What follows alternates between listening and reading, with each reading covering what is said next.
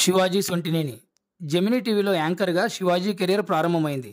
TV రంగంలో career బాగానే సాగుతున్న రోజుల్లో శివాజీకి సినిమా రంగంలో క్యారెక్టర్ ఆర్టిస్ట్‌గా అవకాశాలొచ్చాయి. సినిమా రంగంలో చిన్న చిన్న పాత్రలు వేస్తూ సినిమా కెరీర్ ఆరంభించిన శివాజీ హీరోగా నిలదొక్కుకున్నారు. 'మిస్సమ్మ', 'అమ్మాయి బాగుంది' చిత్రాల ద్వారా ఫ్యామిలీ ఆడియన్స్‌కి రీచ్ అయ్యారు శివాజీ.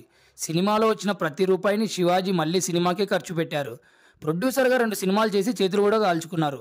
అయినా శివాజీ ఏ రోజు భయపడలేదు. ఆర్టిస్ట్‌గా శివాజీ అల్టిమేట్ అనే విషయం అందరికీ తెలుసు.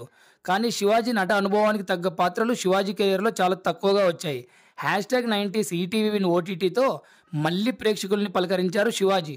#19 శివాజీ కెరియర్‌కి చాలా ప్లస్ అయింది. అద్భుతం జరిగేటప్పుడు ఎవరికీ తెలియదంటారు. అలాంటి అద్భుతమే శివాజీకి కోర్టు రూపంలో దక్కింది. 25 ఏళ్ల శివాజీ నటదహాన్ని కోర్టు సినిమా తీర్చిందనే చెప్పాలి. కోర్టులో శివాజీ చేసిన మంగపతి పాత్ర ఆయన సినిమా కెరియర్‌లో చాలా మెట్లు పైకెక్కించింది. బహుశా మళ్ళీ ఇలాంటి పాత్ర చేసే అవకాశం శివాజీకి దొరకపోవచ్చు. ఒకవేళ దొరికినా ఇంత బజ్ అయితే క్రియేట్ అవ్వదు. మంగపతి పాత్ర శివన్నను యూత్ ఆడియన్స్‌కి, ఫ్యామిలీ ఆడియన్స్‌కి దగ్గర చేసింది. మంగపతి శివాజీ నట విశ్వరూపం అని చెప్పొచ్చు. అతడులో నిశ్శబ్దం ఎంత భయంకరంగా ఉంటుందో చూసావా అన్నట్లు సాఫీగా సాగుతున్న కోర్టు సినిమాలో శివాజీ ఒక అగ్నిపర్వతంలా కనపడ్డారు.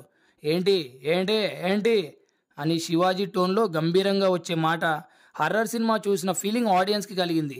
అలా అని మంగపతి చెడ్డవాడు కాదు. తన ఇంటి పరువుని, ఆడపిల్లను కాపాడుకోవడానికి హద్దులు దాటిన పాత్ర మంగపతి. తల నరికితేనో, రక్తపాతం జరిగితేనో, హింస అలా అయితేనే ఆ ఎమోషన్ ఆడియన్స్ మాస్‌గా ఫీల్ అవుతారనుకుంటే పొరపాటు. ఏ రక్తపాతం లేకుండా మంగపతి సృష్టించిన విధ్వంసం 'నభూతో నా భవిష్యతి'. మంగపతి క్రియేట్ చేసిన ఆరా కొన్ని సంవత్సరాలు అలా నిలబడిపోతుంది ఇండస్ట్రీలో. కోర్టు చూశాక షబ్బాష్ శివాజీ అనని ఆడియన్స్ ఉండరంటే అతిశయోక్తి కాదు.